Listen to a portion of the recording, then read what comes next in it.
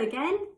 Now, this week we've been so busy learning about adding and subtracting, also known as taking away. We've practiced reading Mr. Grumpy's outing and seeing how we can add people onto a boat, and we've also seen how we can take people away from the boat. We've used number lines, just like this one here. We've used counters. We've used objects, and we've even had a go at writing some number sentences. Now, today we're going to make it a little trickier. We're going to dig deeper. We're going to have another look at different ways we can solve adding and subtracting. We're going to have another go at playing my game, Guess the Counters. For this game, you just need a piece of material and some counters, and that could be anything in your house that is the same. It's good to use the same thing for this activity. So I'm going to start with 5 counters. Let's have a look. 1, 2, 3, 4, and 5. I'm going to place them underneath my blanket. So you know that there are 5 counters under the blanket. So I've got 5 counters under here. What would happen if I took 1 counter away? I'm going to sneak underneath so no one can see. And look, I'm taking 1 counter away. 1 counter is now being put here. So I've got my 1 counter, and there were 5 counters under the blanket to start with. Can you tell me how many counters are under the blanket now? Let's think about that as a math story. First, there were 5 counters. Then I took 1 counter away. Now there are how many counters? 5, take away 1 equals, shall we check? 1, 2, 3, 4. There are 4 counters left. Fantastic. Let's try that again. I'm going to start with 1, 2, 3, 4, and 5 counters. I'm putting my blanket over the 5 counters. I'm going to take away 3 counters. Let me take away. I'm not going to let you see underneath. There is 1, 2, 3 counters. So first there were 5. Then I took 3 away. Now, how many are left under the blanket? 5, take away 3 equals how many? We could use a number line to help us. 5, take away 3. 1, 2, 3 equals... The number line is telling me that there should be 2 coins or counters underneath the blanket. If you think the same, show me with your fingers. 5, take away 3. 1, 2, 3. That's telling me that there should be 2 left as well. Shall we check? There are 1, 2. This is a game that you can play with a grown-up, or if you have any brothers or sisters, you can play it with your brother or sister. It really helps us use our brain, our thinking brain, to have a try at solving that math story ourselves.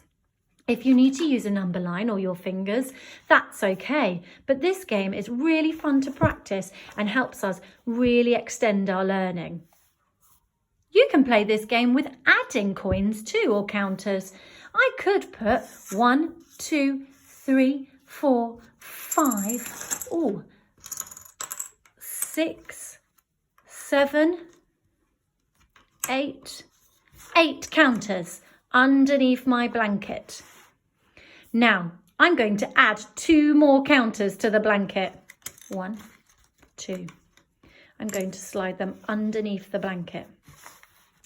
So we had 8. Then we added 2 more. How many do you think we have now? Remember, we added counters. We didn't take away this time. We added some more. So we know the number is going to be bigger than 8, because 8 add 2 equals...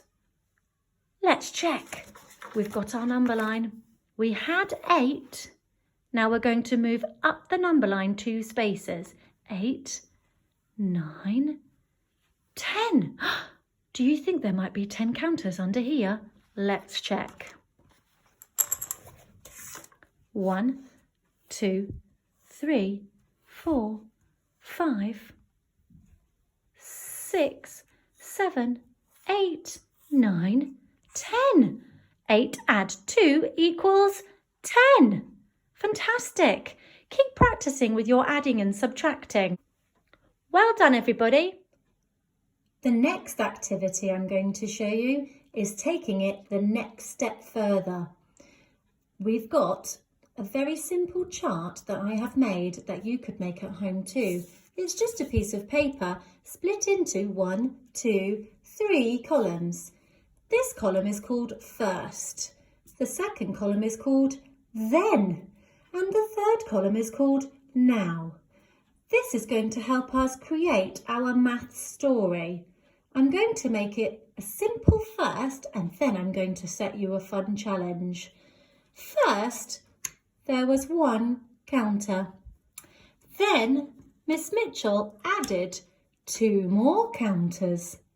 And now, how many counters will there be altogether? First there was 1, then we added 2, 3. 1, 2, 3. I need to show that now there are 3 counters altogether. First there was 1, then there were 2, now there are 3. Shall we have another go at that one? First there were 2. Then Miss Mitchell added 3 more. 1, 2, 3. First there were 2, then there were 3. Now there are, I need to add these both together, don't I? 1, 2, 3, 4, 5. Now there are 1, 2, 3, 4, 5. You could show it like this. First there were 2, then there were 3. Now I'd move all of them over here and I could count all of them in one go. 1, 2, 3, 4, 5. That's another way of doing it. I'm going to try and do one now with taking away. First, there were 1, 2, 3, 4, 5. Then I took away 1. And now, how many will there be? If I had 4, then I took 1 away. There are now 1, 2, 3, 4. This is a really clear and simple way of showing how we are adding and subtracting. Now for the challenge. First, I started off with 1, 2, 3. But the tricky part this time is I'm not going to tell you the next part of the story, even though I'll let you know that it was an adding question. So I know I added some more, but I'm not going to tell you how many.